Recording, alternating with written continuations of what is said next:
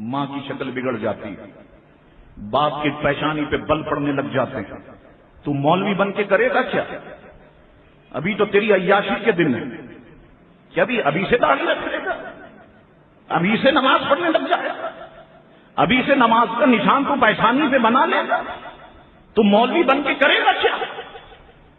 تو اب یہ باتیں نسلوں میں منتقل ہو رہی ہیں۔ لوگ اپنی اولاد کو عالم بنانا پسند نہیں کرتے، لوگ اپنی اولاد کو، بہت لوگ ہیں حافظ قرآن بنانا پسند نہیں کرتے۔ لوگوں نے اپنی اولاد کو دین سے دور رکھا ہوا ہے۔ یہ عالم بن کے کرے گا کیا، مفتی بن کے کرے گا کیا، کچھ نہیں ہے۔ اور تمہیں میں سچ بتاؤں، برا مت ماننا، لوگ آ کر کے عالم کے ہاتھ کو چومتے ہیں، پاؤں کو چومتے ہیں، بیعت ہونے پر فخر تو کرتے ہیں، لیکن اگر میں اسی عالم کا رشتہ لے کر آپ کے گھر جاؤں کہ صاحب ایک لڑکا ہے، متقی پرہیزگار ہے، نمازی ہے، روزے دار ہے، اور آپ اس سے محبت بھی کرتے ہیں، تو اگر آپ اپنی بیٹی اس کے رشتے میں دے دیں تو بہت اچھا نہیں ہوگا؟ اگر آپ اپنی بہن اس کے رشتے میں دے دیں تو بہت اچھا نہیں ہوگا؟ اب ان صاحب کی پیشانی پہ بل پڑنے لگ جائے گا، چہرے پہ 12 بجنے لگ جائیں گا، میں نے کیا بیٹی اس لیے پیدا کی تھی کسی مولوی کو دوں؟ اور پھر بیٹی ہی انکار کر دے گی۔ اور میں یہ دعوے سے کہتا ہوں، آج عالم کے گھر میں اگر بیٹی ہو، وہ بیٹی بھی داڑھی والے کو پسند نہیں کرتی، یہ تو ساری زندگی نمازیں پڑھنے لگ جائیں گے، روزے رکھنے لگیں گے، کیا حاصل ہوگا؟ اور میں یہ کہتا ہوں، عالم کو تماشا کس نے بنایا؟ آپ لوگوں نے بنایا، معاشرے نے بنایا۔ پوچھو تو صحیح، کسی مسجد میں عالم کی تنخواہ کتنی ہے؟ جاؤ پوچھو، کتنا دیتے ہیں لوگ؟ 8,000، 6,000، 10,000۔ 1 منٹ اگر اوپر ہو جائے سب آنکھیں دکھانے لگتے ہیں۔ آپ نے 1 منٹ اوپر کیوں کر دی؟ آپ نے 5 منٹ اوپر کیوں کر دی؟ کیوں؟ عالم تمہارے باپ کا نوکر ہے، تم جو چاہے 6,000 میں اسے سنا دو، 8,000 اور 10,000 میں اسے سنا دو۔ جاؤ، جتنی مسجد سے متصل باتھ روم ہیں، جاؤ اس بھنگی، اس جمعدار سے پوچھو اس کی تنخواہ کتنی ہے۔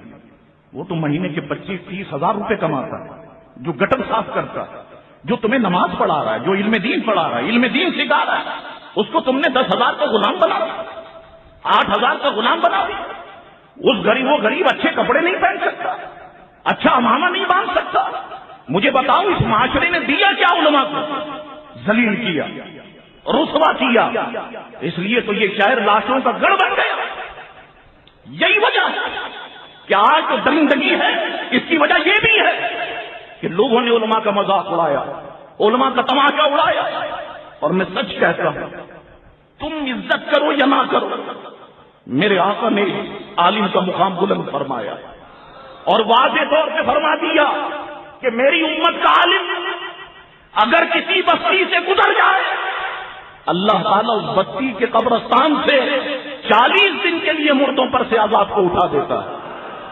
فرما دیا میری امت کا عالم اگر کسی قبرستان میں دفن کر دیا جائے، اللہ تعالیٰ اس کے صدقے سے اس کے چاروں طرف کی 40 قبروں کو منور فرما دیتا ہے۔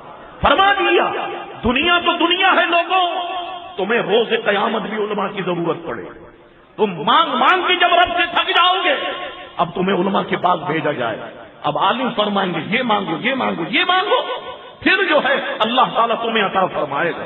تو عالم کو تو ہم نے تماشا بنا دیا۔ کوئی شخص اپنی اولاد کو عالم بنانے کے لیے تیار ہے؟ اور پھر ہم سنیوں کی بدبختی کیا ہے؟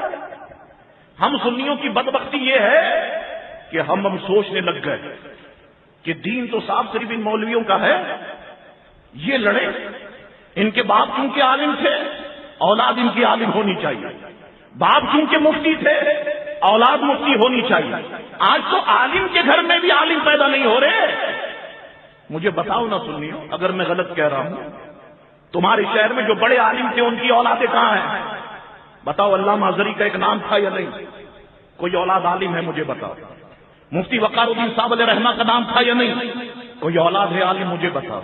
میرے نانا قاری صاحب کا نام تھا یا نہیں؟ کوئی اولاد ہے عالم مجھے بتاؤ۔ سب ناطے ہو گئے۔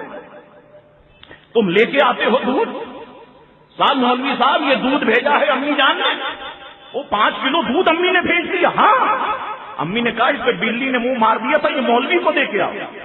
یہ آٹے میں چپکلی چلی گئی تھی، یہ 10 کلو آٹا مولوی کو دے دو. تم نے تماشا بنایا علماء کا. یہی وجہ ہے منبر خالی ہو، محراب خالی ہو، تمہارے پاس آئے گا. اگر سوچو کہ تو اللہ نے شیطان کو شیطان سے لڑوا دیا. دیوبندی شیعہ کو، شیعہ دیوبندیوں کو مار رہی ہے، ہم دیکھ رہے ہیں.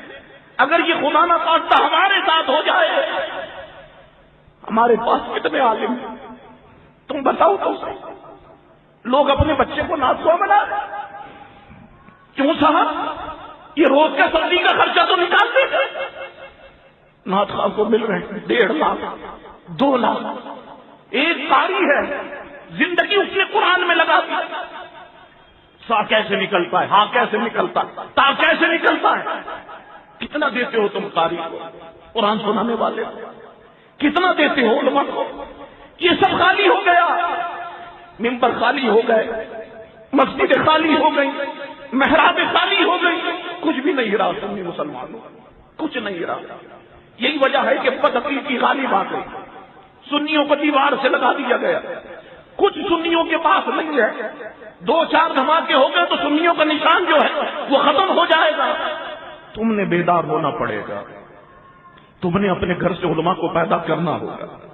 تم نے تہیہ کرنا ہوگا کہ اپنے بچے کو ہم عالم دین بنائیں گے. نعت خوانوں سے دین نہیں بچے گا، علماء سے دین بچے گا.